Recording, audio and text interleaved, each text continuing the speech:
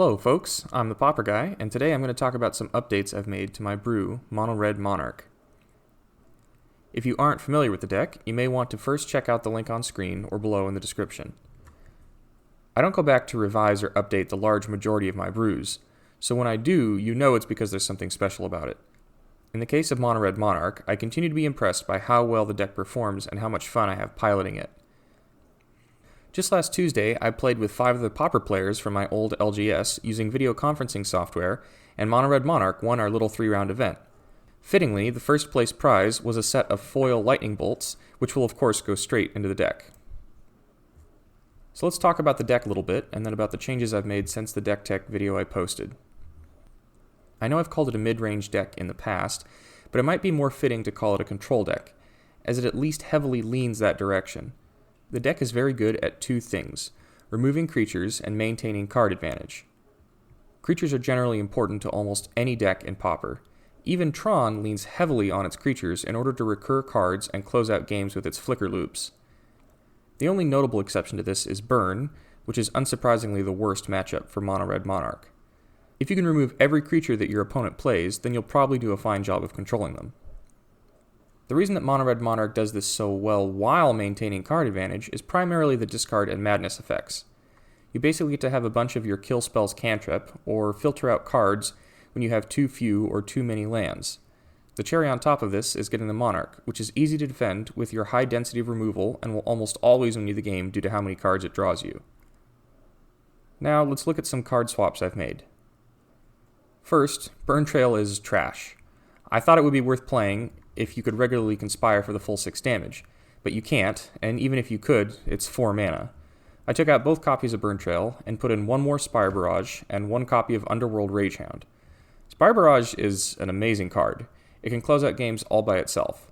It's like a red version of Corrupt that costs 1 less mana but doesn't gain you life. I don't think we want more than 2 copies since it costs so much mana, and it doesn't function too well as removal. Underworld Rage-Hound at first doesn't appear to fit what our deck is trying to do, but it has enough features to make itself very useful. It only costs 2 mana the first time. It can block for 1 turn after it comes into play, most creatures are going to die if they block it, and it's a win condition that comes back over and over and over again.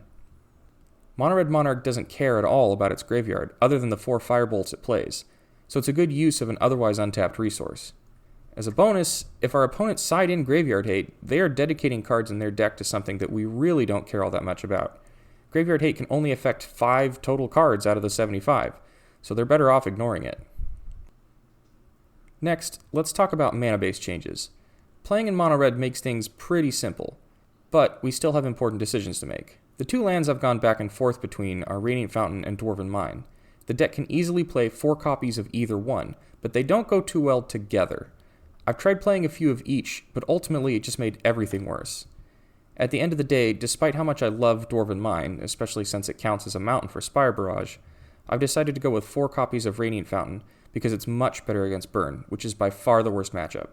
If you've ever played in a situation where you're 100% certain that you won't see Burn, I would recommend playing Dwarven Mine over Radiant Fountain. Speaking of facing Burn, the next edition has been a big help and probably the most important change to the deck overall. Previously, I was running 4 copies of Pillage, which were just kind of okay. Sometimes they would trip up an opponent by hitting a key land. Sometimes they would get an important artifact. But they weren't really important to the deck at all. Instead, I've brought in 4 copies of Pristine Talisman. This card fits the deck perfectly, feeding into its mana-hungry plays and shoring up our long game. Lastly, let's talk about a sideboard decision that I've gone back and forth on. For a while, I ran 4 copies of Peace Strider in the sideboard to help out against Burn. Recently, I've been trying out Gingerbrute instead. My reasoning was it was 3 total mana for the same amount of life gain, and Gingerbrute could start getting in for damage much faster against Burn. I've been trying to race Burn in the past, but with the addition of the Pristine Talismans, that might not be the strategy anymore. Also, I figured Gingerbrute could potentially be a decent sideboard against Tron, letting me go slightly faster, and it could serve as a way to get around any deck that resolved a Circle of Protection red. I'm really not sure which way to go between these 2 cards, and I'm not sure what to tell you on this one. I need to do more testing. I've had a few people ask me what I would substitute for Crown-Hunter Hireling if you wanted to build the deck on MTGO, since it isn't available there. The answer is, I really have no idea, since nothing else can replicate the Monarch mechanic. I would encourage you to try out something for yourself and let me know how it goes. I've been thinking about building the deck for MTGO for recording matches and using Arrogant Worm, since it sits at a similar place on the mana curve, and a 4/4 trample with flash can be a pretty big deal.